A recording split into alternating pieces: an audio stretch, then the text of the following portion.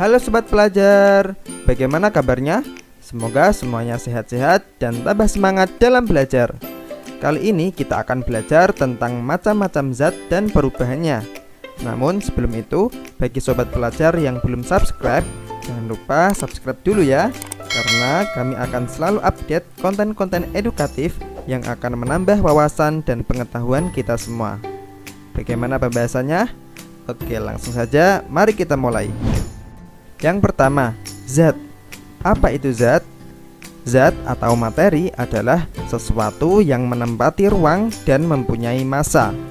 Nah, jadi di sini bisa dikatakan bahwa semua benda yang menempati ruang dan juga memiliki massa atau berat bisa disebut dengan zat. Oke, biar lebih jelas, kita coba ilustrasikan. Pertama, zat itu menempati ruang. Nah, jadi misalnya di sini terdapat air yang berada di dalam teko. Nah, kemudian air itu kita tuangkan ke dalam gelas. Nah, apakah air itu menempati gelas? Nah, betul sekali. Air itu menempati ruang yang ada di dalam gelas. Nah, ini membuktikan kalau air itu memerlukan tempat atau wadah. Nah, kemudian apabila air itu kita timbang, apakah air itu memiliki massa atau berat? Nah, tentu saja mempunyai massa ya. Nah, begitu juga dengan udara. Nah, ternyata udara juga menempati ruang dan juga memiliki massa. Oke, coba perhatikan gambar berikut ini. Nah, mula-mula kedua balon seimbang.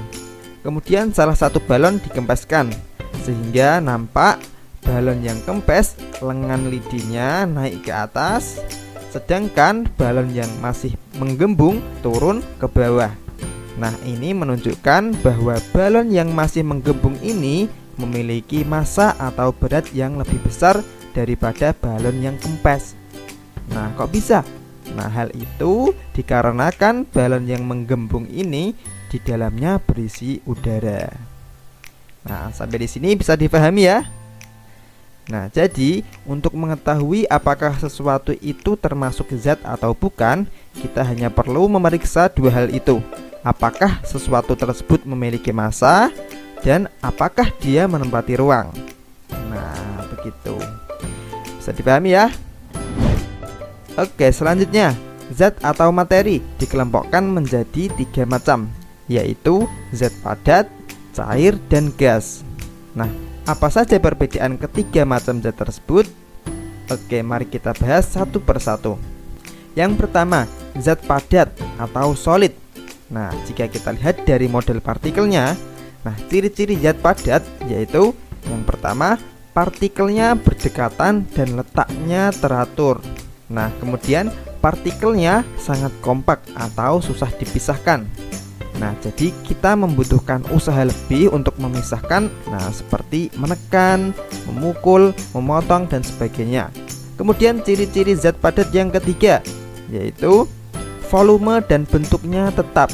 Nah, jadi meskipun dipindahkan ke tempat tertentu, maka volume dan bentuknya itu cenderung sama atau tidak berubah. Nah, contoh zat padat diantaranya yaitu kayu, besi, aluminium, kaca, es batu, mentega, dan sebagainya. Itu tadi zat padat. Selanjutnya yang kedua yaitu zat cair atau liquid. Nah, ciri-cirinya yaitu partikelnya masih berdekatan tetapi tidak teratur. Kemudian yang kedua, partikelnya mudah dipisahkan. Nah, kemudian yang ketiga yaitu volumenya tetap dan bentuknya berubah-ubah. Jadi kalau kita taruh zat cair di mangkuk misalnya, maka bentuknya akan mengikuti mangkuk. Nah, kalau kita taruh di gelas, maka bentuknya akan mengikuti gelas. Nah, contoh dari zat cair apa saja, Kak?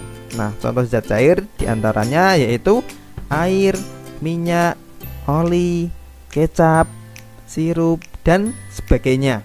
Nah, sobat pelajar coba bisa cari benda-benda di sekitar kita yang termasuk zat cair ya.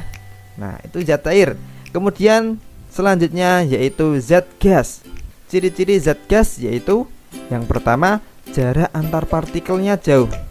Nah, kemudian partikelnya mudah dipisahkan.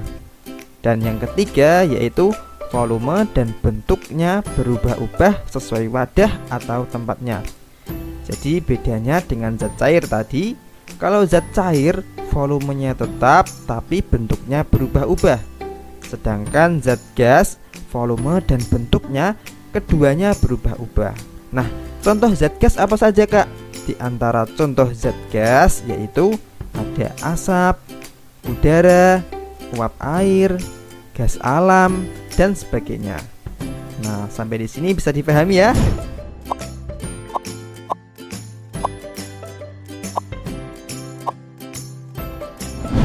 Nah, setelah kita mengetahui zat dan macam-macamnya tadi ya, ada 3 zat ya, zat padat, zat cair, dan zat gas. Nah, selanjutnya kita akan belajar tentang perubahan wujud zat. Nah, coba sobat belajar perhatikan bagian perubahan wujud zat berikut ini. Nah, terdapat 6 perubahan wujud zat. Apa saja, Kak? Yaitu yang pertama membeku, kemudian mencair, kemudian menguap, mengembun, menyublim, mengkristal. Nah, keenam perubahan wujud zat tersebut bisa terjadi karena peristiwa pelepasan dan penyerapan kalor. Nah, perubahan wujud zat terjadi ketika titik suhu tertentu tercapai oleh senyawa zat tersebut. Nah, jadi misalnya nih, air untuk menjadi padat maka harus mencapai titik bekunya, dan air menjadi gas harus mencapai titik didihnya. Nah, jadi perubahan wujud zat itu terjadi ketika titik suhu tertentu tercapai oleh senyawa zat tersebut. Bisa dipahami ya? Oke, biar lebih jelas, yuk kita cari tahu satu persatu dan apa saja contoh yang bisa kita temui dalam kehidupan sehari-hari. Oke, yang pertama yaitu membeku. Nah, membeku adalah perubahan wujud zat cair menjadi padat. Sekali lagi, membeku itu dari zat cair menjadi padat. Nah, contohnya apa, Kak? Contohnya yaitu air yang dimasukkan ke dalam freezer maka akan menjadi padat atau menjadi es batu. Nah, perubahan ini terjadi karena adanya pengaruh suhu yang rendah, yaitu pendinginan. Oke, next, yang kedua yaitu mencair. Mencair adalah perubahan wujud zat padat menjadi cair. Sekali lagi, zat padat menjadi cair. Itu yang dinamakan mencair. Padat jadi cair gitu ya. Nah, contohnya yaitu es yang didiamkan di ruang terbuka maka akan mencair. Jadi kebalikan dari membeku ya.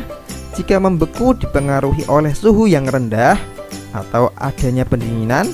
Nah, sedangkan mencair ini dipengaruhi oleh suhu yang tinggi atau adanya pemanasan. Bisa dipahami ya? Oke, selanjutnya yang ketiga yaitu menguap. Nah, apa itu menguap? Menguap adalah perubahan wujud zat cair menjadi gas. Nah, diingat-ingat ya, menguap yaitu perubahan dari zat cair menjadi gas. Oke, contohnya yaitu air saat dipanaskan di atas kompor maka akan mendidih dan mengeluarkan uap dari air tersebut. Nah, proses itulah yang disebut proses penguapan. Kemudian selanjutnya yaitu yang keempat, mengembun. Apa itu mengembun?